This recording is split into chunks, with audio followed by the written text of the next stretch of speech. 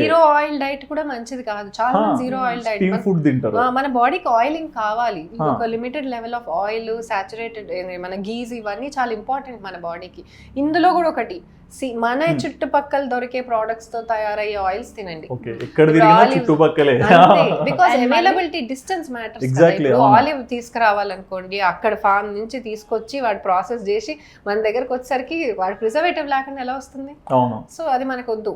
And మళ్ళీ this omega 3 fatty acid, ఇది cholesterol. ఇప్పుడు ఆయిల్ వై ద బాడీ మనకి ఎందుకంటే కొలెస్ట్రాల్ నుంచి హార్మోన్స్ వస్తాయి. హార్మోన్స్ అన్ని బ్రెయిన్ లో ప్రొడ్యూస్ అవుతాయి. అది కూడా మనం మంచిగా నిద్ర ఉన్నప్పుడు నైట్ గుడ్ స్లీప్ లో మిడ్ నైట్ లో పీక్ హార్మోన్స్ ప్రొడక్షన్ ఉంటుంది. సో అది ఉండాలంటే మనకు ఆ గుడ్ కొలెస్ట్రాల్ ఉండాలి బాడీలో, ఒమేగా 3 ఫ్యాటీ యాసిడ్స్ అవన్నీ ఉండాలి.